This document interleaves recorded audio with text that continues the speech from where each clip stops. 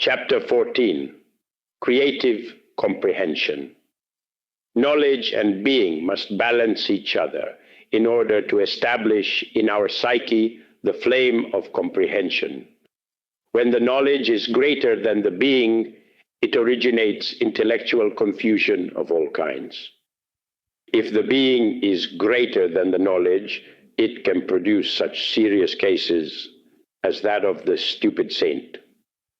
In the field of practical life, it is advisable to auto-observe with the purpose of auto-discovering ourselves. Practical life is precisely the psychological gymnasium through which we can discover ourselves. In state of perception alert, novelty alert, we will be able to directly verify that the hidden defects appear spontaneously. It is clear that a defect which has been discovered must be consciously worked on with the purpose of separating it from our pishi.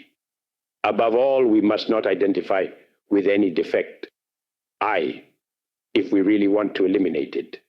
If we were standing on a board and we wanted to put it against the wall, this would not be possible if we continued standing on the board. Obviously, we must start by separating the board from ourselves, withdrawing from it, and then lifting it up with our hands and putting it against the wall. Similarly, we must not identify with any psychic aggregate if we truly want to separate it from our psyche. When one identifies with this or that one in fact fortifies it instead of disintegrating it.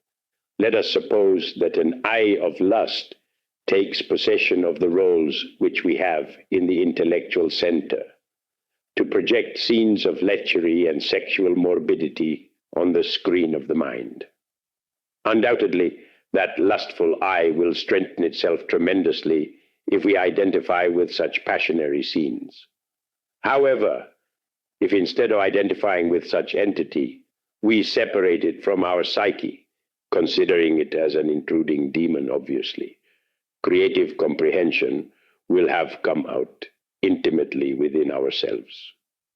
Later on, we could have the luxury of analytically judging such aggregate with the purpose of making ourselves fully conscious of it.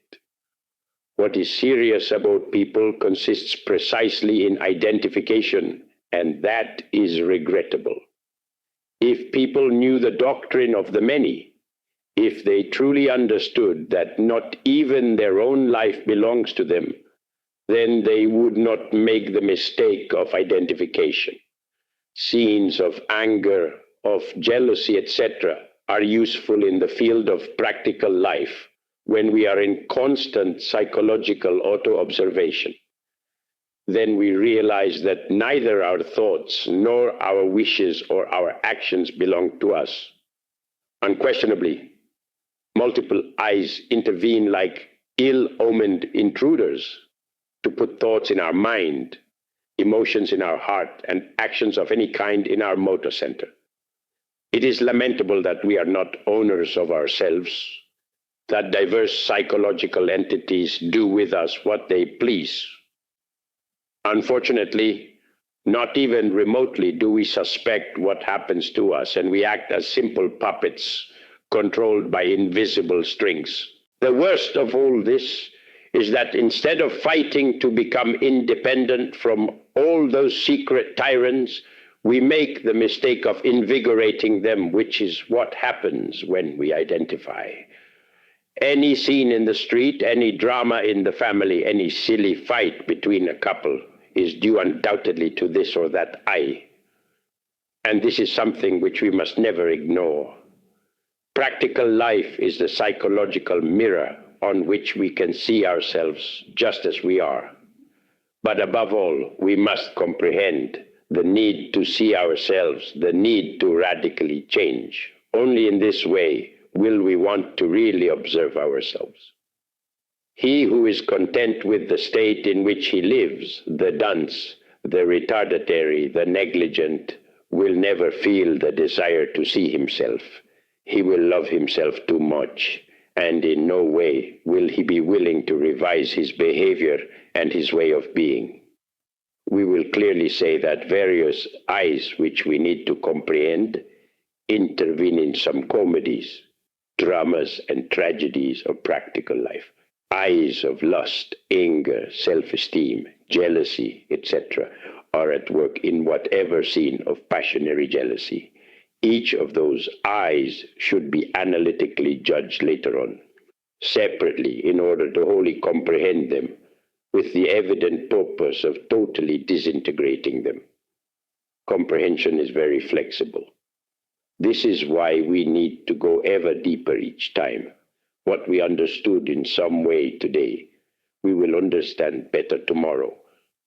Having looked at things from this point of view, we can verify by ourselves how useful the diverse circumstances of life are when we truly use them as a mirror for auto-discovery. In no way would we ever try to state that the dramas, comedies, and tragedies of practical life are always beautiful and perfect. Such statement would be a crazy one. Nevertheless, no matter how absurd the diverse circumstances of life may be, they are marvelous as a psychological gymnasium. The work related to the dissolution of the diverse elements which constitute the myself is terribly difficult. Crime also hides among the cadences of verse. In the delightful perfume of temples, crime also hides. At times, crime becomes so refined that it is confused with sanctity, and so cruel that it gets to look like sweetness. Crime dresses itself up in a judge's gown, a master's robes, a beggar's clothes, a distinguished gentleman's suit, and even the Christ's tunic. Comprehension is fundamental, but it is not all in the work of dissolution of the psychic aggregates, as we shall see in the following chapter. It is urgent, unpostponable, that we make ourselves conscious of each I in order to separate it from our psyche. Yet that is not all. Something else is lacking. See chapter 16.